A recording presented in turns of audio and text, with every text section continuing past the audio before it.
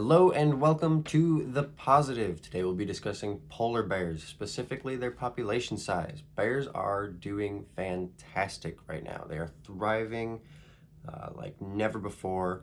World population of polar bears is at an all-time high, at least as long as we have been recording and making estimates. There's two main groups whose data we'll look at today. The first one is the Polar Bear Specialist Group. They're a subset of the International Union for the Conservation of Nature Species Survival Commission. Long name.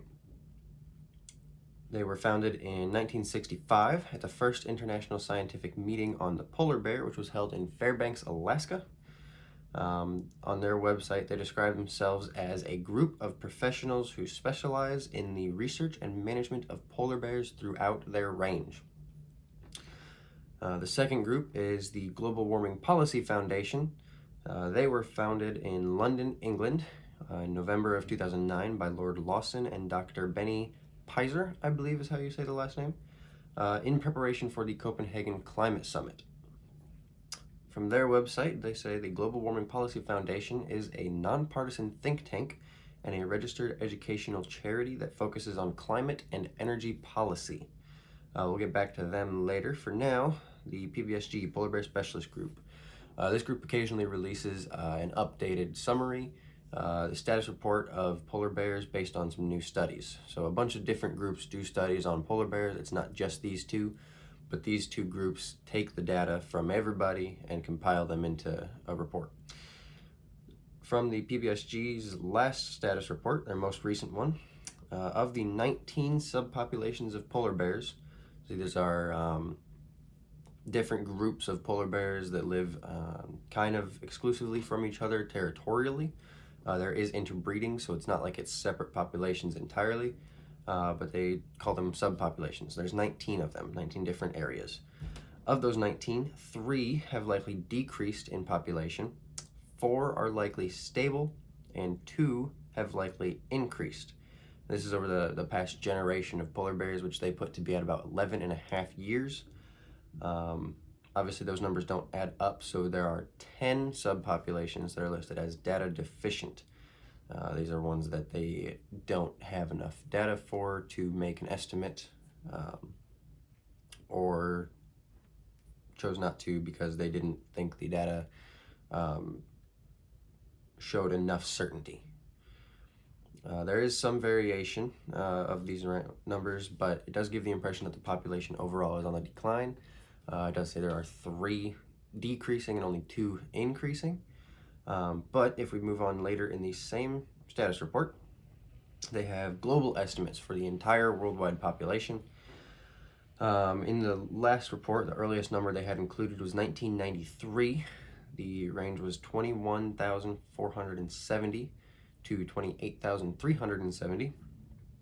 They rounded that off to 22,000 to 27,000 in 1997.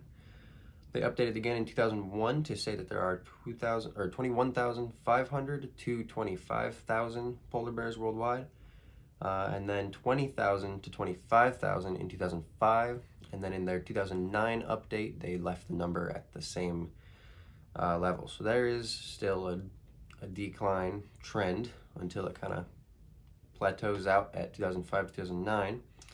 But in 2015, the range went from 20,000 to 25,000 up to 22,000 to 31,000. This is a huge increase. This is the largest number that they've given as an estimate since 1993.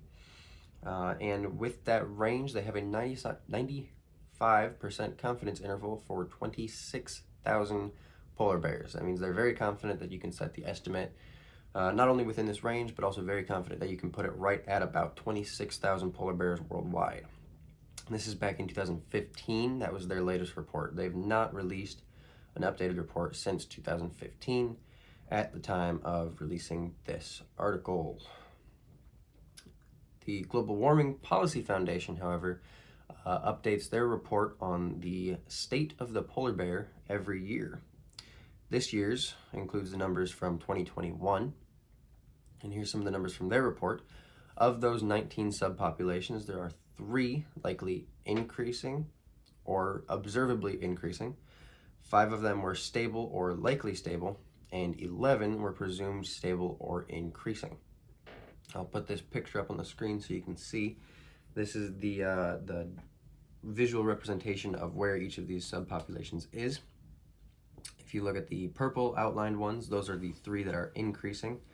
The green outlined ones are the ones that are stable or likely stable, and these are all things that they have observed to be true. The ones outlined in blue, if you look down at the bottom, it does say that former data deficient regions are marked likely stable or increasing to reflect current research on studied populations. That means that the ones outlined in blue, they don't have enough data to say for certain that this is exactly what is happening, but they are very certain based on the environment, based on the populations that they do have numbers for in the recent years, that these populations are either stable or increasing. Part of why they can say that, in 2021, there was 0, absolutely none, not a single one, 0 reports of widespread starvation of polar bears, 0 reports of acts of cannibalism among polar bears, and 0 polar bears drowning. No bears washed up on the shore to be recorded. All of this suggests that as a whole, polar bears are doing fantastic.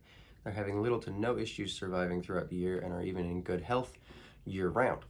This is also backed up by the fact that there are fewer reports of polar bears attacking humans, and there are no deaths by polar bears reported in 2021. Polar bears are not having to go near human populated areas as much. They are perfectly content to stay in their hunting grounds. The GWPF report ends with this. Overall, studies published in 2021 indicate that the most up-to-date global population total should be at least 32,000 and possibly higher, up from about 26,000 in 2015. That's an increase of about 6,000 polar bears within the past 7 years, and that is good news. You can find these reports linked in the description. There'll be links to their website as well if you'd like to read these reports themselves. They do have more graphics on these reports, more in detail. I couldn't cover everything in this short time, obviously. But please leave a like, a comment, and share this with your friends or family to let them know about some of the positive things going on in the world. If you liked it and you want to see more positive like this, go ahead and follow and subscribe. I'm your host, Johnny Basil. See you all next time. Stay positive.